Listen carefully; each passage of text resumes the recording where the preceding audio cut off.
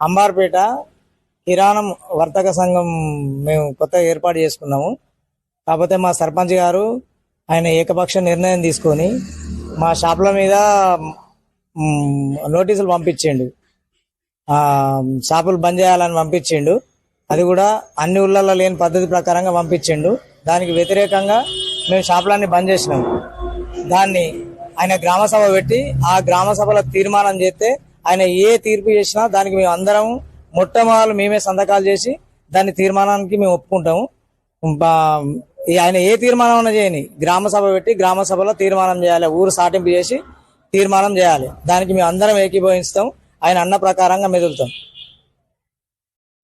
మా గ్రామంలో గ్రామ సర్పంచ్ గారు మమ్మల్ని పొద్దుకి మద్యం తాగమన్నాడు.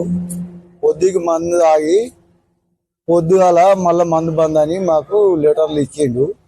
మరి మేము మాకు గోసపడుతున్నాం. మేము గ్రామంలో ఒక్కొక్కరు ఒళ్ళు ఎక్కబోయి వచ్చి కష్టపడతాను, ఒక పెద్ద కావాలని, నైట్ కావాలని ఊళ్ళో పొన్న తిరిగి వాళ్ళకి యాక్సిడెంట్లు అయ్యే అవకాశాలు ఉన్నాయి.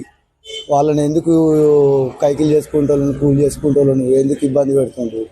అది ఏదైనా గ్రామంలో మొత్తం మందిని అది నువ్వు సరైన కరెక్ట్ అయినా అని నిర్ణయం తీసుకున్నాక నువ్వు చేయనుంటివి. నువ్వు ఎక్కితేనే స్టేజ్ ఎక్కి మమ్మల్ని ఎందుకు ఇబ్బంది పెడుతున్నావు అని గ్రామంలో వచ్చి మా ఇంట్లో లొల్లి పెడుతున్నారు. మేము ఇట్లా అమ్ముకుంటోళ్ళమే. మరి నువ్వు అమ్మినావు కదా, నువ్వు అందరికి తాగమని మద్యం తెచ్చి ఇచ్చినావు. నువ్వు తెల్లారి మద్యం బంద్ పెడతానన్నావు. అదైతే మాకు ఇయ్యలేదు. ఇప్పుడు మేము గ్రామ పంచాయతీ తీర్మానం చేసి మమ్మల్ని బంద్ పెట్టేయాలి. లేకపోతే ప్రజలను అడగని,